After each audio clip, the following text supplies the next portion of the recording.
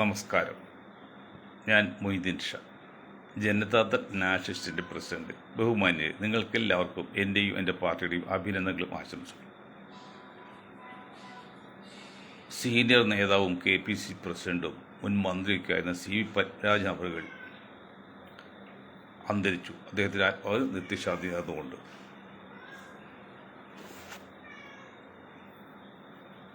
ബോംബെയിൽ വാങ്ക് വിളി make set കൂടി പാടില്ല എന്നുകൊണ്ട് നിരോധിച്ചിരിക്കുകയാണ്. അതിന് പകരം അവർ പുതിയ സംവിധാനം കണ്ടുപിടിച്ചു. എന്താണെന്ന് പറഞ്ഞിട്ടില്ല. ഞാൻ ആലോചിക്കുകയാണ്, നിയമം എത്ര പഴഞ്ചനാണെന്ന്. വാങ്ക് വിളി എന്ന് പറഞ്ഞാൽ അത് ഏതാണ്ട് 1 മിനിറ്റ് മറ്റുള്ളത്. പഴയ എക്കോ ബോർഡുള്ള ബോക്സ് അല്ല ഇപ്പോൾ മറ്റേ സ്വിച്ച് ബോർഡാണ്. എങ്കിലും അത് ഒഴിവാക്കുന്നതിൽ തെറ്റൊന്നും പറയാൻ പറ്റില്ല. എങ്കിലും ചിന്തിച്ചു നോക്ക്, 1 മിനിറ്റ് നേരം കൊണ്ടുണ്ടാകുന്ന ശല്യം, ശബ്ദ മലിനീകരണം പറഞ്ഞേ, സൗണ്ട് പൊല്യൂഷൻ, ശബ്ദ മലിനീകരണം കാരണം വാങ്കുവിളി നിരോധിച്ചു. ഞാൻ ഇന്ന് രാവിലെ ടുഡേ ഇറ്റ്സെൽഫ് ഇന്ന് രാവിലെ 8:30 മണി, ഒരു 9 മണിക്ക് ആലുവ മെട്രോ സ്റ്റേഷൻ ഫ്രണ്ടിൽ എൻ്റെ കാറ് വരാൻ കാത്തൊരു 10 മിനിറ്റ് വെയിറ്റ് ചെയ്യേണ്ടി വന്നു. എൻ്റെ മകനാണ് വണ്ടി ഓടിച്ചു വരുന്നത്. അപ്പോൾ അല്പം ട്രാഫിക് ബ്ലോക്കുള്ള സമയമാണ്. ശബ്ദ മലിനീകരണം കൊണ്ട് ചെവി കണ്ട് പൊട്ടി, ഹോണടിയും ബസ്സിൻ്റെ ഇരച്ചിലും പിരിച്ചു കണ്ട് ശബ്ദ ചെവി അങ്ങോട്ട് തകർന്നു പോകണം. അത് മണിക്കൂറുകളും നടക്കുകയാണ്. ആ ശബ്ദ മലിനീകരണം ഒരു ശല്യമല്ല, പ്രകാശത്തിൻ്റെ മലിനീകരണം. ശബ്ദ മലിനീകരണം മാത്രം, പ്രകാശ മലിനീകരണം അത് ചിന്തിക്കുന്ന അറിയാം. ഇപ്പം തവളെ പോലുള്ള ജീവികൾക്കൊന്നും ഇട തരാൻ പറ്റില്ല ഈ പ്രകാശത്തിന് ശല്യം, വെളിച്ചം കൂടുതലുണ്ട്. ചില സ്ഥാപനങ്ങളൊക്കെ ഇട്ടിരുന്ന ലൈറ്റിൻ്റെ ഇതുണ്ടല്ലോ, കണ്ണുപോലും അടഞ്ഞു പോവും. ഇതൊന്നും കാണാം. അതായത് കടുക് നാളികേരം ചോർന്ന് കാണൂല, കടുക് ചോർന്ന് കാണുമെന്ന് പറയുന്ന ഒരു പഴഞ്ച തെറ്റായ ചിന്താഗതിയാണ് ഇന്ന് ഇന്ത്യ രാജ്യം ഭരിക്കുന്ന കക്ഷികളെയും മഹാരാഷ്ട്ര ഭരിക്കുന്ന കക്ഷികളെയും ഒരുപക്ഷെ പരിധി കേരളം ഭരിക്കുന്ന കക്ഷികളെയും. അതിന് മണ്ട് ശിരോമണികളെന്ന് പറയാതിരിക്കാൻ പറ്റില്ല. ബുദ്ധിയുള്ള ചിന്തിക്ക്. മറ്റൊന്ന് നിമിഷപ്രിയക്ക് വേണ്ടി നമ്മൾ വാദിച്ചു. അപ്പോൾ കാന്തപുരം അബൂബക്കർ മുസ്ലിയാർ എന്തിനാണ് അത് വാദിച്ചതെന്നൊക്കെ പറഞ്ഞ് പല അഭിപ്രായങ്ങളുണ്ട്. കാന്തപുരം അബൂബക്കർ മുസ്ലിയാറിൻ്റെ ചില ചെയ്തികളൊക്കെ നമുക്ക് ചില കാലം അഭിപ്രായ വ്യത്യാസമുള്ള, എങ്കിൽ ഇക്കാര്യത്തിൽ 100% ശരിയാണ്. പക്ഷെ നിങ്ങൾ ഒരു കാര്യം മനസ്സിലാക്കണം, കാന്തപുരം അബൂബക്കർ മുസ്ലിയാർ ഇടപെട്ടത് ഇന്ത്യയിൽ എന്താ ഇടപെടാത്തതെന്ന് ചോദിക്കുന്നുണ്ട്. ഇന്ത്യയിൽ ചില കാര്യങ്ങൾ നടക്കുന്നത് തെറ്റ് തന്നെ, സംശയമൊന്നുമില്ല. പക്ഷെ ഇന്ത്യയിൽ എങ്ങനെ രക്തപ്പണം, അതായത് ചോരപ്പണം, അതായത് നഷ്ടപരിഹാരം കൊടുത്ത് ശിക്ഷയിൽ നിന്ന് ഒഴിവാക്കാനുള്ള അല്ലെങ്കിൽ ക്ഷമ കൊടുക്കാനും അവസരം ഇല്ല, അങ്ങനെ നിയമമില്ല. അത് ചില അറബി നാടുകളിൽ മാത്രമേ ഉള്ളൂ. അതിലൊന്നാണ് യമൻ. അപ്പം അങ്ങനെ നമ്മൾ നിമിഷപ്രിയ നിന്ന് ചെയ്ത് 100% തെറ്റാണ്, യാതൊരു സംശയമില്ല. കാരണം റഹീമിൻ്റെ മരണം അത് സാധാരണ മനുഷ്യൻ, ഒരു തൊഴിലാളി. ഇത് എത്തിക്സ് നോക്കുകയാണെങ്കിൽ മെഡിക്കൽ പഠനമുള്ള ആളാണ്, ആരോഗ്യശാസ്ത്രജ്ഞർ. അപ്പോൾ 100% തെറ്റാണത്. എങ്കിൽ പോലും ജീവൻ രക്ഷിക്കണ്ടേ? കാരണം മറ്റുള്ള ജീവന് പോയതിന് പകരം ഈ നിമിഷപ്രിയയുടെ ജീവൻ കളഞ്ഞുകൊണ്ടൊന്നും പരിഹാരമാവില്ല. തന്നെയുമല്ല, അവർ എത്രയോ കഷ്ടപ്പെട്ട് ഇത്രയും കാലം, അപ്പോൾ ഏതാണ്ട് അവർ പഠിച്ചിട്ടുണ്ട്. ഇനി വേറെ കാര്യം ചെയ്തത്, ക്ഷമയെക്കുറിച്ച് പറയുമ്പോഴേ 99 ആൾ കൊന്ന പല കാരണങ്ങൾ കൊണ്ട് ഒരാൾ നന്നാകാൻ വേണ്ടി ഒരു പുണ്യവാളെ അല്ലെങ്കിൽ ഒരു ദിവ്യൻ്റെ അടുത്തേക്ക് പോവുകയാണ്. ദിവ്യൻ്റെ അടുത്ത് അപ്പോൾ ദിവ്യൻ പറഞ്ഞു, ഇവിടെ രക്ഷയില്ല, അത് തെറ്റാണ് എന്ന് പറഞ്ഞപ്പോൾ അയാളെ കൊന്നു. അത് 100 പേരെ കൊന്നിട്ട് ഇദ്ദേഹം യാത്ര പുറപ്പെടാണ്. അപ്പോൾ ഇദ്ദേഹം പുറപ്പെട്ടത് എവിടെ നിന്നാണ്? തെറ്റായ വഴിയിൽ നിന്നാണ്. പുള്ളി നന്നാകാൻ പോകുന്ന സ്ഥലത്ത് പോകുന്നത്. അപ്പോൾ നന്നാകാൻ പോകുന്ന സ്ഥലത്തേക്കാണ് കൂടുതൽ ദൂരം, അതോ തെറ്റായ സ്ഥലത്തേക്കാണ് കൂടുതൽ ദൂരം എന്ന് ചോദിച്ചപ്പോൾ നന്നാകാൻ പോകുന്ന സ്ഥലത്തേക്ക് വളരെ കുറച്ച് ദൂരമുള്ളൂ, വളരെ ബാക്കിലേക്ക് പോകണം. അങ്ങനെ അദ്ദേഹത്തെ സ്വർഗത്തിൽ പ്രവേശിച്ചിട്ട് ഒരു ചരിത്ര കഥ പറയുന്നുണ്ട്. അതുപോലെ ക്ഷമ, പശ്ചാത്താപമാണ് ഏറ്റവും വലിയ പ്രായശ്ചിത്തം. അങ്ങനെ പശ്ചാത്തപിച്ച് കഴിഞ്ഞാൽ നമുക്ക് കൊടുക്കാം. ഇവിടെ ഇതിന് ഇപ്പോഴും സാധ്യ കുറവായിട്ട് കാണുന്നത് എന്തൊക്കെ അറിയോ? തെറ്റിക്കരുത്. ഒരു ഫസൽ കാരാട്ട്, എൻ്റെ പൊന്നെ മോനെ, നീ ജീവിക്കാൻ വേണ്ടി പാടുപെട്ട് സംഘപരിവാറിൽ നിന്ന് പൈസ വാങ്ങിച്ച് ജീവിക്കുകയാണ്, ജീവിച്ചോട്ടെ. എങ്കിലും ആ വിമർശനത്തിനൊക്കെ ഒരു മിതത്വപ്പെടണം, നിന്റെ ശൈലി ഒന്ന് മിതത്വപ്പെടണം. ശൈലി വളരെ മോശം. ഒരു സംഘപരിവാർ പോലും പറയാത്ത രീതിയും ശൈലിയാണ് ഈ ഫസൽ കാരാട്ട് തന്നെ ആ നികൃഷ്ട ജീവി മുസ്ലിം സംഗീത്. അതൊന്നും വേണ്ട, തെറ്റാണ് അതൊക്കെ. ഇതിനേക്കാൾ ഉപരി നിമിഷപ്രിയയുടെ കാര്യത്തിൽ വേണ്ടി ഇടപെട്ട കേന്ദ്ര ഗവൺമെൻറ്റും കേന്ദ്രത്തിൽ മറ്റു ഉദ്യോഗസ്ഥന്മാരും പിന്നെ എല്ലാം ഇടപെട്ടിട്ട് ഒരു പരിധി വരെ അടുക്കാൻ പറ്റില്ല എന്ന് സുപ്രീം കോടതിയിൽ ഗവൺമെൻറ് ഓഫ് ഇന്ത്യ രേഖാമൂലം കൊടുത്തു. ഞങ്ങൾക്ക് ഇതിൽ കൂടെ ഇടപെടാൻ പറ്റില്ല, ബുദ്ധിമുട്ടാണ്. അങ്ങനെയൊക്കെ സമയത്താണ് ഒരു വ്യക്തി എന്ന നിലയിൽ ഇദ്ദേഹം ഇടപെട്ട്. അങ്ങനെ ഇടപെട്ട് ഈ പ്രിയ കൊന്നു എന്ന് പറഞ്ഞ ആളുടെ ഫാമിലിയായിട്ട് ബന്ധപ്പെട്ട അവസരം കിട്ടിയത് കേവലം ഈ കാന്തപുരം അബൂബക്കർ മുസ്ലിയാർ ഇടപെട്ട് അവിടുത്തെ ഏറ്റവും വലിയ സൂഫി വര്യൻ ഇടപെട്ടിട്ടാണ് വന്നു അവരെ ജഡ്ജിമാരെ ഉൾപ്പെടെ ചർച്ച നടത്തിയത്. അങ്ങനെ എന്ത് ചെയ്തു? കൊലപാതകം, അതായത് കൊലപാതകം, വധശിക്ഷ ഡേറ്റ് മാറ്റി, തീരുമാനിച്ചോട് മാറ്റിയിട്ടൊന്നുമില്ല, ഡേറ്റ് മാറ്റി. എന്നുവെച്ചാൽ ചിന്തിക്കാൻ അവസരം കിട്ടും. അങ്ങനെ ഒരു രീതിയിൽ അനുകൂലമായിട്ട് വന്ന സമയത്താണ് ഒരു വടുവിഡ്ഢിയും ദുഷ്ടനും ക്രിസംഗി എന്ന് പറയാൻ കാസയൊക്കെ പറയാവുന്ന ഒരാൾ സാമുവൽ ജെറോ, അവൻ്റെ പേര് തന്നെ പറയുവാണ്. ആ സാമുവൽ ജെറോ പക്ക മലയാളിയാണ്. മലയാളത്തിൽ സംസാരിക്കാതെ ഏതോ മനോരമ ചാനലിൽ ഏതോ ഒരു ക്രിസംഗി ചാനലിൽ കൂടി ഇടപെട്ട് അവൻ്റെ വലിയൊരു അഭിമുഖം കൊടുത്തത്, മിനിറ്റുകൾ നീണ്ടു നിൽക്കുന്നത്. അതിൽ MLA ഈ പറഞ്ഞ കുടുംബത്തെയും അവിടുത്തെ രീതിയെക്കുറിച്ചൊക്കെ വളരെ മോശമായിട്ട് പറഞ്ഞു. ഞാൻ കേട്ടുകൊണ്ടിരിക്കുകയാണ്, രാവിലെ കേട്ടുകൊണ്ടിരിക്കുകയാണ്. അങ്ങനെ ഒരാളെ ഇവൻ രക്ഷപ്പെടുത്താൻ ആരും ശ്രമിച്ചെങ്കിൽ നമ്മൾ മിണ്ടാതിരുന്ന പോരെ, എങ്ങനെ രക്ഷപ്പെട്ട് പോയിക്കൊണ്ടിരിക്കാനല്ലേ? ഇവർ തെളിയിൽ ഇടപെട്ടില്ലോ, കുറേ പണമൊക്കെ പിരിച്ചല്ലോ, എവിടെ. എന്നിട്ട് ഈ സാമുൽ ജെറോ പറഞ്ഞ ഭാഷയുണ്ടല്ലോ, കേന്ദ്ര ഗവൺമെൻറ് പുകഴ്ത്തി, ഗവർണർ പുകഴ്ത്തി, ചാണ്ടി ഗവൺമെൻറ് പുകഴ്ത്തി ഒക്കെ പറയുമ്പോൾ ഈ കാന്തപുരത്തിൻ്റെ പേര് പോലും ആ കള്ളൻ ഉച്ചരിച്ചില്ല. ഇപ്പം എന്തു പറ്റി? മരിച്ച ആളുടെ ബ്രദർ പറഞ്ഞറിയോ, ഒരു കാരണവശാലും സമ്മതിക്കില്ല, കൊന്നേ തീരൂ, അത് തീരൂ. കാരണം കൊലപാതകത്തിൽ വധശിക്ഷ തന്നെയാണ് ഖുർആൻ പറയുന്നത് എന്ന് പറഞ്ഞ് പിടിച്ചു നിൽക്കുകയാണ്. ഇനി അവരെ ഒന്നുകൂടി മയപ്പെടുത്തി എടുക്കൽ ഇനി ഇവരെ പോലെ കാന്തപുരത്തെ പോലെ ആൾക്ക് എത്രമാത്രം ബുദ്ധിമുട്ടണം. അത്ര മോശമായിട്ടാണ് അവൻ്റെ ആ പ്രസ്താവന, ആ അഭിമുഖം. ഇത്രയും ദിവസമായിട്ടും ഈ മരണപ്പെട്ട ആളുടെ കുടുംബമായിട്ട് സംസാരിക്കുമ്പോൾ ഇവരൊന്നും അവസരം കിട്ടിയിട്ടില്ല. അത് പ്രത്യേക സംസ്കാരമാണ്, ഈ കൾച്ചറാണ്. ഈ യമൻ ചെറിയ രാജ്യം അതൊക്കെയാണ്. പക്ഷെ ഇത് പറയുമ്പോൾ നിങ്ങൾ പറയേണ്ട മറ്റു 2 കാര്യങ്ങളുണ്ട്. Moideen Shah voice of justice ചെയർമാനാണ്. 50 വർഷം മുമ്പ് സ്ഥാപിച്ചാണ് voice of justice, voice for voiceless. അതിനുശേഷം ഇപ്പോൾ ജനതാദളൊക്കെ വന്നല്ലോ. ആ വോയിസ് ഓഫ് ജസ്റ്റിസ് യമനിൽ മതപ്രചരണം നടത്തിയതിൻ്റെ പേരിൽ ഫാദർ ടോം ഉഴുന്നാലിനെ, എനിക്ക് ആ പേരൊക്കെ ബൈഹാർട്ട് കാരണം അത്ര കണ്ട് ഇടപെട്ട ഫാദർ ടോം ഉഴുന്നാലിനെ അവിടെ ജയിലിട്ടേക്കാണ്. ഞങ്ങൾ സന്ദർഭവശാൽ ഈ വാർത്ത കേട്ടപ്പോഴേ മതപരിവർത്തനം നടത്തിയാൽ നാട് കെടുത്ത എന്നല്ലാതെ ജയിലിടാൻ നിയമമില്ലെന്ന് നിയമത്തിൽ നിന്ന് ഞാൻ മനസ്സിലാക്കി. അങ്ങനെ വോയിസ് ഓഫ് ജസ്റ്റിസ് ഫ്ലെക്സ് വെച്ച് ഒക്കെ തുടങ്ങി ഒരുപടി പരിപാടി വെച്ച് നമ്മുടെ മറ്റേ ഒരുപടി ആൾക്കാർക്ക് പങ്കെടുത്ത് ടൗൺ ഹാളിലൊക്കെ ഒരു പരിപാടി വെച്ച്, അപ്പോൾ പരിപാടി വെക്കാൻ വേണ്ടി ഒരു ഫ്ലെക്സ് റോഡിൽ കെട്ടിയപ്പോഴും ആ നമ്പർ വിളിച്ചിട്ട് ക്രിസ്ത്യൻ സ്ത്രീകൾ പറഞ്ഞറിയോ, എൻ്റെ പൊന്ന് സാറേ ഞങ്ങൾക്ക് സന്തോഷം കൊണ്ട് കണ്ണീർ വരാണ്. എന്താണ്? ക്രിസ്ത്യാനികൾ ചിലർ പള്ളിയിൽ പിരിവുണ്ടാക്കി പള്ളിയിൽ ഒരു പ്രാർത്ഥന ചില പബ്ലിക് പിരിവുണ്ടായില്ല. ആകെ കൂടി ഇന്ത്യയിൽ പബ്ലിക്കിൽ നിന്ന് വരുന്നത് നിങ്ങളാണ്, ഒരു മുസ്ലിമായി മൊയ്തീൻ ഷായാണ്. അത് ഞങ്ങൾക്ക് സന്തോഷമുണ്ടോ?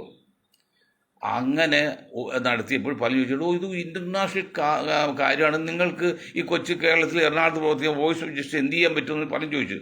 ഞാൻ പറഞ്ഞു, കേരളത്തിൽ മാത്രമല്ല, ഇത് 140 കോടി ജനങ്ങളുടെ ഇന്ത്യൻ ജനങ്ങൾക്ക് വേണ്ടി അവരുടെ ശബ്ദമാണിത്.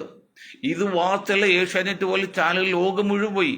അതുകൊണ്ട് മാത്രം അന്ന് നമ്മൾ പറയുന്നില്ല, അതും ഒരു കാരണമായി. അല്ല ഞങ്ങളുടെ ഇടപാട് മാത്രമല്ല, ഒരു മാസത്തിലേക്കും അച്ഛനെ പുറത്ത് വിട്ടപ്പോൾ നമ്മുടെ POC കത്തോലിക്ക സഭ സെന്ററിൽ നിന്ന് അവിടുത്തെ വച്ചിട്ട് ഇപ്പം എവിടെയായിരിക്കും മറ്റേ ഈ ടോം ഉഴുതാലോ? അപ്പോൾ ഞാൻ അതേ പറഞ്ഞുകൊണ്ടിരിക്കാന്ന് പറഞ്ഞു. എന്താ പറഞ്ഞർത്ഥം?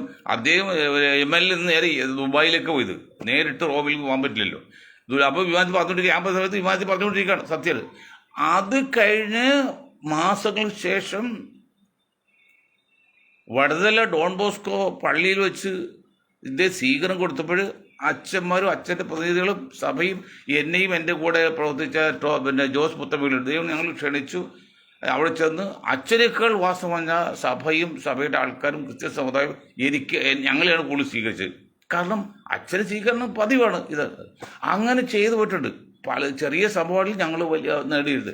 മറ്റൊന്ന് വേഗം പറയണം, അരമണിക്കൂർ. മറ്റൊന്ന്, നമ്മുടെ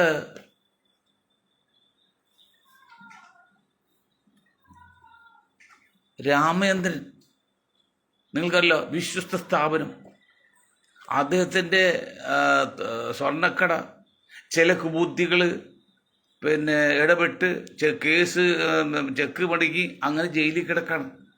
അപ്പോൾ ഇന്നിപ്പോൾ 916 രൂപ മറ്റാണ് വേദാന്ത ഗ്രൂപ്പ് നമ്മുടെ BJPക്ക് സംഭാവന കൊടുത്തിരിക്കുന്നത്. 4 ഇരട്ടി കൊടുത്ത് കോൺഗ്രസ് കുറച്ചു. ആ വേദാന്തയുടെ ഒരു ഹോട്ടലുണ്ട് ടൗൺ ഹാളിൽ, ലിസി ജംഗ്ഷനിൽ. അവിടെ ഞാനൊരു പരിപാടിക്ക് വന്നപ്പോൾ ആ റിസപ്ഷനിൽ ഇരിക്കേണ്ടി വന്നു. ഇതിപ്പോൾ വേറൊരാൾ കോട്ടയത്ത് മറ്റേ ഒരു വലിയ ബിസിനസ്സുകാരാണ്. അദ്ദേഹം പറഞ്ഞു, എടോ ഷാ, നിങ്ങളിങ്ങനെ അച്ഛനെയൊക്കെ പുറത്താക്കാൻ വേണ്ടി ഇടപെട്ടു. അപ്പോൾ അച്ഛൻ്റെ വീട്ടിൽ ഞങ്ങൾ പോയി, ഏറ്റുമാനൂരൊക്കെ അവിടെ പോയി, കോട്ടയത്തൊക്കെ. അപ്പോൾ നിങ്ങൾ എന്താ ഇത് കേൾക്കാത്ത?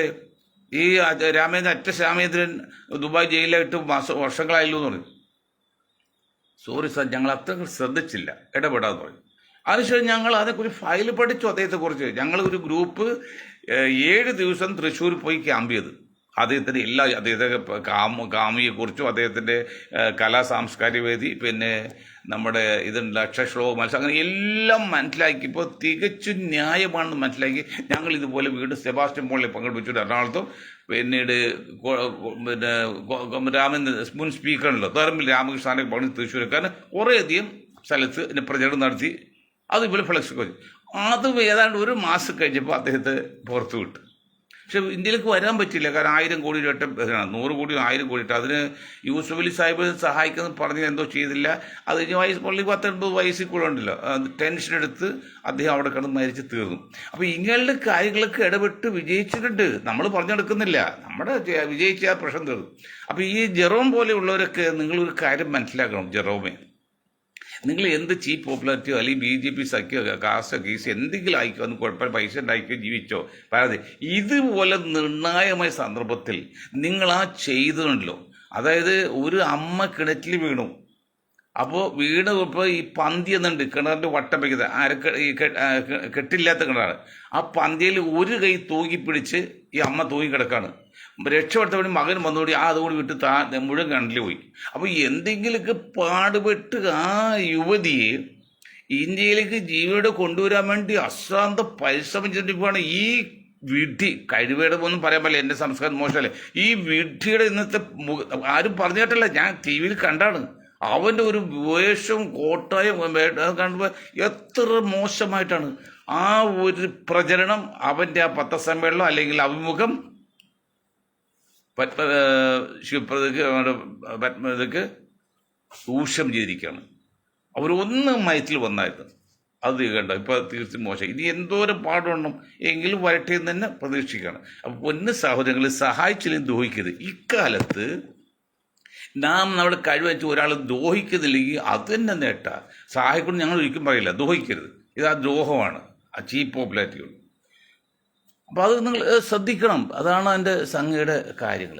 പിന്നെ നമ്മൾ കേരളത്തിൽ ഈ ആളൂരിനെ കുറിച്ച് പറയുന്നുണ്ട്. സാധാരണഗതിയിൽ മരിച്ചു കഴിഞ്ഞാൽ പിന്നെ ആരും അങ്ങനെ പറയാറില്ല. ആളൂർ മരിച്ചതിന് ശേഷവും ആളൂരിന് മോശമായ ഒരു വിലയിരുത്തലാണ് പുറത്തു വന്നത്. കാരണം അദ്ദേഹം ചെയ്തത് അങ്ങനെ അത്ര ഒരു മാനുഷിക പരിഗണന ഇല്ലാത്ത കേസിലൊക്കെ ഇടപെട്ടാണ് രക്ഷപ്പെടുത്തിയൊക്കെ ചോദ്യം ശരിയാണ്. എങ്കിൽ ഞാനൊന്ന് ചോദിക്കട്ടെ, നിയമം എല്ലാവർക്കും ബാധകമല്ലേ? അങ്ങനെ കുറ്റവാളിയായിട്ടും അയാൾ രക്ഷപ്പെടുത്താൻ വേണ്ടി വാദിക്കാൻ വേണ്ടി കോടതിയിൽ പോയാൽ ഈ ആളൂർ പോയില്ലെങ്കിൽ വേറെ ആളൂർ പോവില്ലേ? അപ്പോൾ ആളൂർ പോയി കുറ്റം പറയാൻ പറ്റുമോ? നിയമ കോടതിയിൽ പോയത് പിടിച്ചോട്ട് കൊണ്ടല്ല. ചില സഖാക്കളോ ചില പാർട്ടി ഇതുപോലെ പോലീസിൽ കിടക്കുന്ന അല്ലെങ്കിൽ ലോക്കിൽ പെടുന്ന പ്രതിയെ ബലമായിട്ട് കൊണ്ടുപോകുമ്പോൾ കോടതിയിൽ നിന്ന് ബലമായിട്ട് കൊണ്ടുവന്നല്ല. അദ്ദേഹം കോടതിയിൽ നിയമം മുന്നിൽ വെച്ചുകൊണ്ടാണ് കൊണ്ടുവന്നത്. അതുകൊണ്ട് അദ്ദേഹത്തെ കുറ്റപ്പെടൽ വലിയ കാര്യമില്ല. അപ്പം അദ്ദേഹം അല്ലെങ്കിൽ വേറെ ചെയ്തു പോയിരുന്നു. ഇതുപോലെ നമ്മുടെ നിമിഷ കേസിൽ നമ്മുടെ പെരുമ്പാലേ അയാൾക്ക് വേണ്ടി വായിച്ചല്ലോ ഈ കാളൂർ. എന്തിനാ ഇപ്പോൾ നമ്മൾ കുറ്റം പറയുമ്പോൾ? അതൊക്കെ കാലഘട്ടത്തിൻ്റെ ആവശ്യമാണ്, ചില രീതിയാണ്. ഒരാൾ കുറ്റം പറയുമ്പോൾ നമ്മൾ നൂറിട്ട് ആലോചിക്കണം. ഒരാൾ ഇകഴ്ത്തി പറയുമ്പോൾ നമ്മൾ നൂറിട്ട് ആലോചിക്കണം, പുകഴ്ത്തി പറയുമ്പോൾ ഒന്നും ആലോചിക്കണ്ട. അപ്പം മനസ്സിലായില്ലേ? കേരളത്തിലേക്ക് വന്നാൽ കേരള രാഷ്ട്രീയം വീണ്ടും അതിൻ്റെ പറയും. മിറാൻ്റെയുടെ അച്ഛനും പെണ്ണ് കാണാൻ പോയി. അപ്പം മിറാൻ്റെക്ക് ആ അച്ഛനെ പെൺകുട്ടിയെ കണ്ടില്ല. അപ്പം മിറാൻ്റെ അച്ഛൻ പറഞ്ഞു, if I were you I will marry her. നിന്റെ സ്ഥാനത്ത് ഞാനായിരുന്നെങ്കിൽ അവൾ ഞാൻ വിവാഹം കഴിക്കുമായിരുന്നു എന്നാണ് അദ്ദേഹം അച്ഛനെ നിർദ്ദേശം. അതുപോലെ കുഞ്ഞാലിക്കുട്ടി സാഹിബിൻ്റെ സ്ഥാനത്ത് ഞാനായിരുന്നെങ്കിൽ എന്താ ചെയ്യുന്നറിയോ? ബുദ്ധി ഉണ്ട്, ചിന്തിച്ചു. ഈ വരുന്ന അസംബ്ലി ഇലക്ഷനിൽ മത്സരിക്കില്ല. പിന്നെന്ത് ചെയ്യും? മറ്റുള്ളവർ ജയിപ്പിച്ച് UDF അധികാരത്തിൽ കയറ്റാനുള്ള സർവ്വസന്നാവും. നിലമ്പൂർ അവർ കളിച്ചു ശരി, ന്യായമായിട്ട് കളിച്ചിട്ട് അതുപോലെ സർവ്വസന്നാഹം ചെയ്ത് പരമാവധി MLA ഉണ്ടാക്കാൻ നോക്കും UDFന്. അത് രണ്ട് ഗുണമാണ്. ഒന്ന്, കുഞ്ഞാക്ക് മത്സരിക്കാൻ കാണുമ്പോൾ മുസ്ലിം ലീഗ് മുഖ്യ സ്ഥാനത്ത് ഇല്ല എന്നുള്ളത് മറ്റുള്ളവർക്ക് മനസ്സിലാവും. അപ്പോൾ ആ ഒരു സിമ്പതിയും ആ ഒരു ഗുണവും UDFന് കിട്ടും. ഇനി മറ്റൊന്ന്, UDF ഭൂരിപക്ഷം കിട്ടി ജയിച്ച് ഭരിക്കുകയാണെങ്കിൽ കുഞ്ഞാക്ക് ഉദ്ദേശം മുഖ്യമന്ത്രി അല്ലല്ലോ, മുസ്ലിം ലീഗ് മുഖ്യമന്ത്രി ആകാൻ പറ്റില്ല. അന്ന് CH ആയത് പ്രത്യേക സാഹചര്യമാണ്. ഒരു മുഖ്യ സ്ഥാനം അതാകാമല്ലോ. നിങ്ങൾ ജയിച്ചത് ഏതെങ്കിലും MLA മാറ്റി നിർത്തിയിട്ട് നിങ്ങൾക്ക് ജയിക്കാനുള്ള സാധ്യത മുസ്ലിം ലീഗ് ഉണ്ട്. പക്ഷേ K മുരളീധരൻ നിന്നിട്ട് മണ്ഡലം ഇത് കാണിച്ച് തോൽപ്പിച്ചു, അത് കോൺഗ്രസ്. മുസ്ലിം ലീഗ് അങ്ങനെ ചെയ്യില്ല. അപ്പോൾ വേണമെങ്കിൽ ചെയ്യാമല്ലോ നിങ്ങൾക്ക് ഭരണം കിട്ടുകയാണെങ്കിൽ. അതൊക്കെ അങ്ങനെയൊക്കെ ചിന്തിക്കണം സാർ. അതാണ് സൈക്കോളജി, അതാണ് ജനങ്ങളുടെ മാൻഡേറ്റ്, ജനങ്ങൾ ഇഷ്ടപ്പെടുന്നത്. അങ്ങനെയൊക്കെ ഒന്ന് ചെയ്യ്. ഇനി വേറൊരു അവസരം വീണിരിക്കുക. ഞങ്ങൾ പറയുന്നത് ഞങ്ങളുടെ ടാസ്ക് രണ്ട് കാര്യമാണ്. ഒന്ന്, LDF നിലനിർത്തുക. ത്രിപുരയിലും പശ്ചിമ ബംഗാളിലും പോലും കമ്മ്യൂണിസ്റ്റ് നശിക്കാതിരിക്കുക. LDF നിലനിർത്തുക. LDF നിലനിർത്തണമെങ്കിൽ ഇത്തവണ UDF ജയിക്കണം. അപ്പോൾ UDF ജയിപ്പിച്ചുകൊണ്ട് LDF നിലനിർത്താൻ വലിയൊരു ടാസ്ക്കാണ് ഞങ്ങൾ ഏറ്റിരിക്കുന്നത്. നിസ്സാര ടാസ്കല്ല, നിസ്സാര കേസില്ല. അതിന് ഭവിഷ്യത്തും ബുദ്ധിമുട്ടും ഒക്കെ അറിയാം.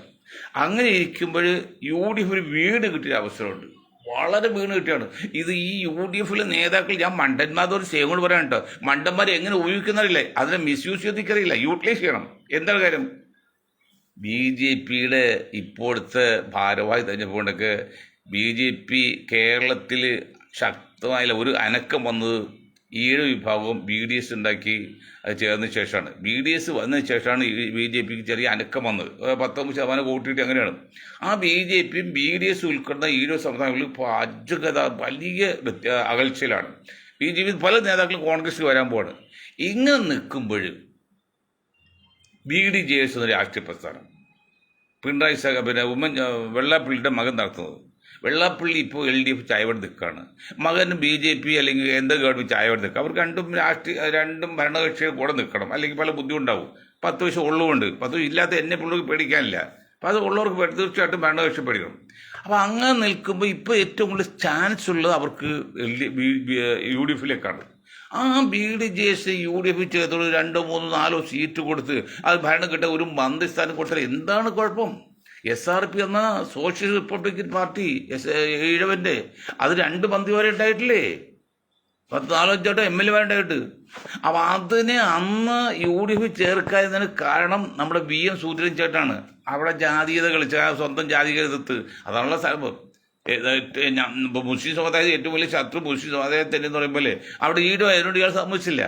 അല്ലെങ്കിൽ വെള്ളാപ്പള്ളി തെറ്റിയതായിരിക്കും, അല്ലെങ്കിൽ കുറെ മകനെന്ത് ചെയ്ത് ചേർത്തില്ല. അന്ന് ഉമ്മൻചാണ്ടി ചേർക്ക് താല്പര്യമാണ്. ഇനി LDFിലേക്കോ ഇപ്പൊ സുഖമെടുക്കുന്ന അച്യുതാനന്ദൻ സമ്മതിച്ചില്ല.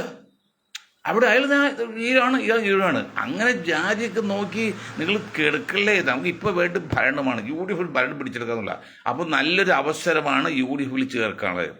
നിങ്ങൾ ആ ജോസഫ് ഗ്രൂപ്പിൻ്റെ അല്ലെങ്കിൽ ജോസ് മാണി ഗ്രൂപ്പിൻ്റെ പുറകെ പോകുന്നതിലുണ്ട് പൊയ്ക്കോ, അതും കിട്ടേണ്ട സമയമാണ്. ഇതൊക്കെ അങ്ങനെ മുന്നണി വികസിപ്പിക്കണം. ആ മുന്നണി വികസിപ്പിക്കുമ്പോൾ ഞാൻ പറയുന്നത്, അന്ന് ജയപ്രകാശ് നാരായണൻ പറഞ്ഞ പോലെ ഞാൻ ജനതാ പാർട്ടി ഉണ്ടാക്കി, ഞാൻ ഇതിൽ ആ ഒരു ഭാരവാഹിത്വം കേൾക്കില്ല, പിന്നെ കോൺഗ്രസ് വഴിക്ക് എല്ലാവരും ചേർക്കുകയും ചെയ്യും. അങ്ങനെ പറഞ്ഞ് പരസ്യമായിട്ട് പറഞ്ഞ് പ്രഖ്യാപനം നടത്തിയാണ്ടല്ലോ. പിന്നെ ആരും നിങ്ങൾക്ക് മുന്നണി ചേർക്കാം, ഒരാൾക്ക് മിണ്ടാൻ പറ്റില്ല. കമ്മ്യൂണിസ്റ്റ്, കോൺഗ്രസോ BJP ഒന്നും മിണ്ടില്ല. ഇപ്പം അതിൽ ജമാഅത്ത് ഇസ്ലാമിയുടെ മറ്റേ വെൽഫെയർ പാർട്ടിയെ പിടിച്ചിട്ട് CPM നിങ്ങൾ കളിയാക്കുന്നു, കുറ്റപ്പെടുന്നത്. അങ്ങനെ പറയണം. ഇത് ഞാൻ പറയാൻ കാരണം വിഷയമാർ ഇത് പറയാൻ കാരണം ബീഹാർ ഇലക്ഷൻ നടക്കാണ്. ഇന്ന് രാഹുൽ ജോർജ് കർണാടക പോലെ മഹാരാഷ്ട്ര പോലെ ബീഹാർ പോകുന്നു പറഞ്ഞു. അതൊക്കെ മണ്ടത്തരാണ്. പോട്ടെ, നിങ്ങൾ ഒരു കാര്യം മനസ്സിലാക്കണം. ശിവസേനയാണ് BJPയേക്കാൾ വർഗീയവും തീവ്രവാദവും പിന്നെ പ്രാദേശികവാദവും കൂടിയാണ്. BJP ഒരിക്കലും പ്രാദേശികവാദമില്ല, അവർ ദേശീയ ലെവലിൽ കാണുന്നതാണ്. ആ ശിവസേന പശ്ചാത്തപിച്ചു അല്ലെങ്കിൽ തെറ്റുതിരുത്തി വന്നപ്പോൾ കോൺഗ്രസ് ചേർത്ത് ഭരണത്തിൽ പോയില്ലേ? അന്ന് വി എസ് സുധി എതിർത്തു. വി എസ് സുധിൻ്റെ അന്ധമായ ആദർശമാണ് അത്, മോശമായ ആദർശമാണ്. ആദർശം എപ്പോഴും ഗുണകരമായിരിക്കണം. അങ്ങനെ ചേർത്തപ്പോൾ എന്തുകൊണ്ട് നിങ്ങൾ ഉവൈസി ചേർക്കില്ലെന്ന്? എന്തുകൊണ്ടാണ്? അല്ലെങ്കിൽ ആസാമിൽ ഇപ്പോൾ ഇലക്ഷൻ ഇല്ല, ആസാമിൽ ആ മുസ്ലിം നേതാവ് ഒരു മുസ്ലിം നേതാവ് നിൽക്കുന്ന പാർട്ടി നിങ്ങൾ ചേർക്കില്ല. അങ്ങനെ നിങ്ങൾ മണ്ടത്തം കാണിച്ച് ഞങ്ങളിപ്പോൾ ഒരു ആദ്യ കയറ്റി അറ്റാക്ക് മരിക്കാൻ നോക്കല്ലേ? അങ്ങനെ ചെയ്യില്ലേ? അപ്പോൾ ഒവൈസിക്ക് മാന്യമായിട്ട് അംഗീകാരം കൊടുത്ത് വോട്ട് പിന്നിക്കാൻ ഇപ്പോൾ ജനതാദൾ യു എന്ന് പറഞ്ഞ് തകർന്നു. പ്രത്യേകിച്ച് അതിൽ മുസ്ലിങ്ങളെല്ലാം ഒവൈസിയിലേക്ക് മാറാണ്, ആദ്യയിലേക്ക് പോകുന്നത്. അങ്ങനെ വന്ന് വോട്ട് പിന്നിച്ച് എന്ത് ചെയ്യും? ഈസിയായിട്ട് BJP ജയിക്കില്ലേ? ഇന്നിപ്പോൾ നമ്മുടെ ഉവൈസി പറഞ്ഞു നമുക്ക് സഹകരിച്ചു പോകാം, ഞങ്ങൾക്ക് മാന്യമായ അംഗീകാരം സീറ്റ് എന്നാൽ നമുക്ക് ഒരുമിച്ച് പോകാം എന്ന് പറഞ്ഞിട്ടുണ്ട്. പക്ഷെ കോൺഗ്രസ് സ്വീകരിക്കുമോ? ഞാൻ ചോദിക്കട്ടെ, രജിസ്റ്റർ ചെയ്തൊരു പാർട്ടി, ഞാൻ വിക്ടറിനൊക്കെ എനിക്ക് പറയാനുള്ളത്, വിക്ടറിൻ്റെ പറയാനുള്ള അറിയോ? വിക്ടറൊക്കെ ഒവൈസി കോൺഗ്രസ് ഭാരവച്ച കോൺഗ്രസ് ഭാരവച്ചുള്ള ചിന്താഗതി ഉണ്ട്. അതെങ്ങനെയാണ് വിക്ടറെ ആ ചിന്താഗതി വരുന്നത്? കാരണം അവർ രജിസ്റ്റർ ചെയ്ത പാർട്ടിയല്ലേ, അവർക്ക് മത്സരിക്കാൻ പറ്റില്ലേ? രജിസ്റ്റർ രാഷ്ട്രീയ പാർട്ടിക്ക് ഇലക്ഷൻ മത്സരിക്കാൻ പാടില്ല വെച്ചാൽ, അല്ലെങ്കിൽ കോൺഗ്രസിന് വേണ്ടി സപ്പോർട്ട് ചെയ്യാൻ അവർ മത്സരിക്കുക എന്ന് പറഞ്ഞാൽ എന്ത് ലോജിക്കാത്? അപ്പോൾ നിങ്ങൾ എന്താണ്, മുന്നണി ചേർക്കണം. ചേർത്തിട്ട് അവർക്ക് മാന്യമായ വോട്ട് ഇപ്പോൾ 10 സീറ്റാട്ടേ ഉണ്ട്, 8-12 സീറ്റ് ഉണ്ട്. ചേർത്തിട്ട് അവർ കൂടുതൽ ഇത് ചേർക്കാൻ പറ്റില്ല. അടവ് നയം വേണം. അവർക്ക് നിശ്ചയ സീറ്റ് കൊടുത്തിട്ട് അതങ്ങോട്ട് മാറ്റി നിർത്തി ബാക്കി വോട്ട് ശല്യമിട്ടാക്കിയിരിക്കണം. അങ്ങനെയെങ്കിലും ചെയ്യണം. അങ്ങനെ ചെയ്യാൻ തുയ്യോ? അങ്ങനെയൊക്കെ ചെയ്താലേ ഈ ഭരണം കിട്ടുള്ളൂ. അല്ല നിങ്ങൾ ധരിക്കുമ്പോൾ ഈസി വാക്ക് ഓവർ അല്ല കേരളത്തിൽ UDF. അത് എന്താ ഇനി മനസ്സിലാക്കാത്തത്? ഇത് ഇനി എങ്ങനെ പറഞ്ഞ് മനസ്സിലാക്കും? മനസ്സിലായില്ലേ? ഇപ്പം BDJസിനെ ഇതിൽ മുന്നണി ചേർക്കാൻ പറ്റി നല്ലൊരു അവസരം വന്നിട്ടുണ്ട്. ഇന്നിപ്പോൾ SNDPയിൽ മൊത്തത്തിൽ വെള്ളാപ്പള്ളി ഇപ്പോൾ എല്ലാവരും ഇപ്പോൾ BJPക്ക് എതിരാണ്. അല്ല, അതായത് 48 ഭാരവാഹികൾ 28 പേരും നായരാണ്. UDF വളരെ കുറച്ച് പേരുള്ളൂ, ബാക്കിയുള്ളവർക്ക് എടുത്തേക്കാണ്. അത് ശക്തമായ എതിർപ്പുണ്ട്, പലരും കോൺഗ്രസ് വരാണ്. ആ കൂട്ടത്തിൽ BDJയോട് ചേർക്കുന്നേ. പിന്നെ വെള്ളാപ്പള്ളിയുടെ മകൻ തുഷാർ വെള്ളാപ്പള്ളി ഒരു മന്ത്രിയാകട്ടെ, എന്താ കുഴപ്പം? രാജ്യദ്രോഹിയൊന്നുമല്ലോ, ഇന്ത്യൻ പൗരൻ തന്നെയല്ലേ. തെറ്റുണ്ടി തിരിച്ചണം, അങ്ങനെ കൂട്ടണം. അങ്ങനെയുള്ള കാര്യങ്ങൾ ചെയ്യണം. അതുപോലെ മാണി കോൺഗ്രസിനെ എടുക്കാം. ഇത് വേറൊരു കാര്യമുള്ളത്, ഈ LDFിനെ കുറിച്ച് പറയുന്നത്, 2 പാർട്ടി, ഒന്ന് ജനതാദൾ എസും ഒന്ന് NCPയും, രണ്ടും BJPയിലേക്ക് പോയിരിക്കുകയാണ്. ആ പാർട്ടിയുടെ ആരംഭം പിന്നെ ഇന്ത്യൻ പിന്നെ പ്രതിപക്ഷ പാർട്ടിയുടെ ഉള്ളിലാണ് നിൽക്കുന്നത്. അപ്പം അങ്ങനെ വരുമ്പോൾ NCPയുടെ MLAമാർ രാജിവെക്കണ്ടേ? ഈ സഖാവ് പിണറായി മിണ്ടുന്നതിനെ കുറിച്ച് വേറെ ആരെങ്കിലും ആണെങ്കിൽ അപ്പം തന്നെ തൊടൂലാതെ എത്തിക്കലുകൾ മാറ്റി നിർത്തൂലേ? അവർ ജനതാദൾ എസ്, അവർക്കൊരു മന്ത്രിയുണ്ട്, ഒരു MLA ഉണ്ട്. അവർ ദേവഗൗഡ എത്ര വർഷം, ഇപ്പോൾ 2-3 വർഷമായി BJPയിൽ പോയിട്ട്. ഇപ്പോഴും ഈ കോൺഗ്രസ് 4 വർഷമായിട്ടും ഈ പിണറായി വിജയൻ മിണ്ടുന്നുണ്ടോ? എന്താ വിജയൻ സാറേ, നിങ്ങൾ കണ്ണടച്ചിട്ടാക്കല്ലേ? മനുഷ്യരെല്ലാം മണ്ടനാക്കല്ലേ? നിങ്ങൾ ഉപദേശിക്കുന്നവർ പറയട്ടെ, നിങ്ങൾ ഉപദേശിക്കുന്നത് എന്ത് മണ്ടത്തെ കാണിക്കുന്നത്? അങ്ങനെ BJP സഖ്യം പോയപ്പോൾ അത് പാടില്ലേ? അപ്പം അതിന് അർത്ഥം വളരെ വ്യക്തമാണ്. എന്താ അർത്ഥം? BJP ആയിട്ട് സഹകരിക്കുന്നതിന് LDFനോ അല്ലെങ്കിൽ കമ്മ്യൂണിസ്റ്റ് പാർട്ടിക്കോ ഒരു പ്രയാസവും ഇല്ല എന്ന് മാത്രമല്ല, BJPയുമായിട്ട് ഒരു അടവ് നയത്തിൽ കൂടി അഡ്ജസ്റ്റ്മെൻറ്റ് കേരളത്തിൽ നടക്കാൻ പോകണം. കേരളത്തിൽ നടക്കുമ്പോൾ ഈ വിഭാഗത്തിൽ പരമാവധി വോട്ട് LDFന് കിട്ടും. 90% വോട്ട് LDF കിട്ടും. അതാണ് ഈ അവർ പെണിക്കിച്ച് കഴിഞ്ഞാൽ BJPക്ക് ആ വോട്ടും പോവില്ല. ആ വോട്ട് BJP പോയാൽ BJP ഭരിച്ച വരെയില്ല, അത് UDF ഗുണം ചെയ്യും. അതുകൊണ്ട് ആ വോട്ട് പരമാവധി LDF കിട്ടാൻ വേണ്ടിയുള്ള അഡ്ജസ്റ്റ്മെൻ്റാണ്. ഇത് വെള്ളാപ്പള്ളിക്ക് മനസ്സിലായില്ല, പിന്നെ BDJസിലെ മനസ്സിലായില്ല. LDF ജയിപ്പിക്കാൻ വേണ്ടി ഒരു തന്ത്രമാണ് BJP എടുത്തിരിക്കുന്നുള്ളത്. ഈ പാവം പുള്ളിക്ക് അത് രാഷ്ട്രമീമാംസല്ലോ, എങ്ങനെ കുറേ പണം ഉണ്ടായി, നല്ല വലിയ നോളജ് ഉണ്ടോ, ഏതെങ്കിലും അറിവുണ്ടോ?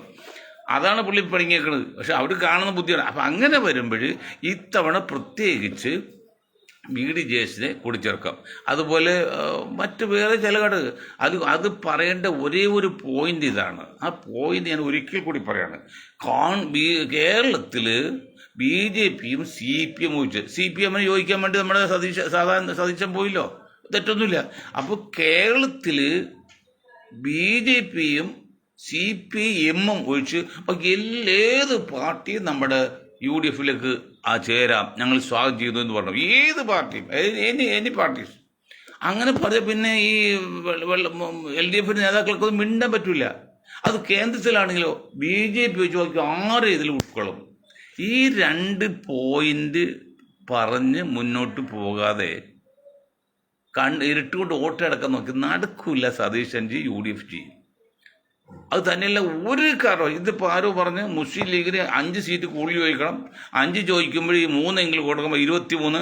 മുസ്ലിം ലീഗിന് വാസ്തവത്തിൽ പറഞ്ഞാൽ ഒരു 15 സീറ്റ് കൊടുക്കാൻ അർഹതയുള്ളൂ. പക്ഷേ 20 സീറ്റ് കുളത്തിരിക്കാതെ അത് മാറ്റി നമ്മൾ പറയുന്നില്ല. ബാക്കി 1 സീറ്റും കൂടുതൽ കൊടുക്കരുത്. തന്നെയല്ല, ഇനി UDF കേരളത്തിൽ അധികാരത്തിൽ വരണമെന്നുണ്ടെങ്കിൽ മുസ്ലിം ലീഗിൻ്റെ അപ്രമാദിത്വം മുസ്ലിം ലീഗാണ് എല്ലാം നയിക്കുന്നുള്ള. ഇപ്പോൾ മുസ്ലിം സമുദായത്തോട് ഏതുണ്ടാക്കി LDF കണ്ടില്ലേ? പിന്നെ അൻവർ ഇട്ടിട്ടാണെങ്കിലും BJP അനുകൂലമാണ്, അല്ലെങ്കിൽ RSS അനുകൂലമാണ്, അല്ലെങ്കിൽ ഹിന്ദു അനുകൂലമാണ്, മുസ്ലിം അനുകൂലമല്ലെന്ന് തെളിയിച്ചില്ലേ? ആ ഫലം LDFന് കിട്ടും. അതുപോലെ മുസ്ലിം ലീഗിൻ്റെ അപ്രമാദിത്വം UDFന് ഇല്ല എന്ന് തെളിയിച്ചു കൊടുക്കണം. എങ്കിലേ മറ്റുള്ളവർ വോട്ട് ചെയ്യുള്ളൂ. അല്ല നിങ്ങൾ കണ്ണടിച്ചിരുട്ടാക്കിയിട്ടോ അല്ലെങ്കിൽ തങ്ങളും കുഞ്ഞാലിക്കുട്ടിയും കയ്യിലിടുന്നു വിചാരിച്ചൊന്നും വോട്ട് കിട്ടില്ല, ഭരണം കിട്ടിയില്ല. ഭരണം കിട്ടണമെങ്കിൽ LDF ഒരു തന്ത്രം ഉപയോഗിച്ച് എന്താണ്, മുസ്ലിം സമുദായത്തിൽ ഞങ്ങൾക്ക് മുസ്ലിം സമുദായം LDFിൻ്റെ അല്ലെങ്കിൽ LDF മുസ്ലിം സമുദായത്തെ എതിരാണെന്ന് ഒരു ട്രെൻഡ് ഇറക്കി. അത് ബോധപൂർവമാണ്. എങ്കിലും മറ്റു പോയ വോട്ട് കിട്ടുള്ളൂ. അത് കിട്ടിക്കൊണ്ടിരിക്കുകയാണ്. അതുപോലെ നിങ്ങൾ വേണ്ട മുസ്ലിം ലീഗ് പിന്നെ UDFിൽ മുഖ്യകക്ഷിയല്ല, അവരെല്ലാം UDF നയിക്കുന്നത് എന്ന് ബോധ്യപ്പെടുത്തണമെങ്കിൽ പ്രാക്ടിക്കലായിട്ട് ചെയ്യണം. അതിന് ഒരേ ഒരു മാർഗം, കുഞ്ഞാലിക്കുട്ടി സാഹിബ് ഇത്തവണ നേരിട്ട് പഞ്ചായത്തിൽ അസംബ്ലിക്ക് മത്സരിക്കരുത്. ഞാൻ ഭരണം കിട്ടിയില്ലെങ്കിൽ കുഞ്ഞാലിക്കുട്ടി സാഹിബ് ഒരു MLA ആയിട്ട് എന്താ കാര്യമല്ലേ? എത്ര വർഷം MP MLA മന്ത്രിക്കെട്ട് ഈ ശീതള ചായ അനുഭവിക്കുന്നത്? ഇതൊന്നും മാറി നിൽക്കാമല്ലേ? മുനീറിന് ഒരു കാരണവശാലും MLA സ്ഥാനം കൊടുക്കുകയും ചെയ്തത്. ഇതിൽ മുനീർ മോശക്കാരായിട്ടല്ല, എത്ര വർഷം ഈ മുഖം കണ്ടു തീർന്നത്. എന്നിട്ട് പുതുമുഖങ്ങൾക്ക് അവസരം കൊടുക്കണം. അവസരം കൊടുക്കുക മാത്രമല്ല, ഇനി 8-10 മാസമുള്ളൂ. അതിനു മുമ്പായിട്ട് എന്ത് ചെയ്യണം? നിങ്ങൾ സ്ഥാനാർത്ഥി ഇപ്പോൾ BJP എന്തൊക്കെ പറഞ്ഞാലും ഇന്നലെ മിനിയാന്ന് വന്ന് സ്ഥാനാർത്ഥി നിർണ്ണയവരെ കഴിഞ്ഞ രഹസ്യമായിട്ട്. കോൺഗ്രസ്സുകാരോ രഹസ്യമായിട്ട് ചെല്ലുണ്ടല്ലോ, മൊത്തത്തില്ല സ്ഥാനാർത്ഥി നിർണ്ണയിച്ച് അവർക്ക് പ്രവൃത്തി അവസരം കൊടുക്കണം. അപ്പോൾ മുസ്ലിം ലീഗും LDFും 2 പ്രാവശ്യം കഴിഞ്ഞ സ്ഥാനം കൊടുക്കൂല എന്ന് തീരുമാനിച്ചാലേക്ക് മുസ്ലിം ലീഗ് 3 ആക്കിയിട്ടുണ്ട്. സ്ഥലത്ത് ഇനി UDF കോൺഗ്രസ്സിന് വലിയ ഉത്തരവാദിത്തമാണ്. 3 പ്രാവശ്യത്തിൽ കൂടുതൽ മത്സരിച്ച് ജയിച്ച ഒരാൾക്കും ചാൻസ് കൊടുക്കരുത്. എക്സെപ്റ്റ് എന്താണ്, ഇപ്പം മുഖ്യമന്ത്രി സ്ഥാനാർത്ഥിയുടെ സതീശൻ വരാണ്, അല്ലെങ്കിൽ രമേശ് വരാണ്, അല്ലെങ്കിൽ മറ്റവരാണെങ്കിൽ ആ ഒരു ചാൻസ് കൊടുക്കുക. ബാക്കി ആർക്കും കൊടുക്കരുത്. അവരെല്ലാം പാർട്ടിയിലേക്ക് വിടണം. പാർട്ടി പ്രവർത്തിക്കട്ടെ, പാർട്ടി ഉണ്ടാക്കട്ടെ. വാങ്ങിയിട്ട് പുതുമുഖങ്ങൾക്ക് കൊടുക്ക്. ഈ മുരളീധരനൊക്കെ എത്ര വർഷമായി മത്സരം കിട്ടുക? മുരളീധരൻ ഇതിപ്പോൾ ട്രിവാൻഡ്രത്ത് ശശിമാരെ ഓട്ടം മുരളീധരൻ പറഞ്ഞു. ഇതൊക്കെ മുരളിയോട് ഇത് ഇഷ്ടമുണ്ടായിട്ടല്ല പറഞ്ഞത്. പാർട്ടി നിലനിൽക്കണമെങ്കിൽ ഭരണം പിടിക്കണോ എന്ന് ചെയ്യണം. അല്ല, പാർട്ടി നിലനിൽക്കണ ഭരണം വേണ്ടെങ്കിൽ നിങ്ങൾ തോന്നിയാസം കാണിച്ചൊരു കുഴപ്പമില്ല. നമ്മളും അതത്രേ ഉള്ളൂ. അപ്പോൾ ഇത്രയും കാര്യങ്ങൾ പ്രത്യേകം ശ്രദ്ധിക്കണമെന്നുകൊണ്ട് ഞാൻ എൻ്റെ വാക്കുകൾ നിർത്താണ്. നിങ്ങൾക്ക് ഒരായി നന്ദി. ജയ് ഹിന്ദ്.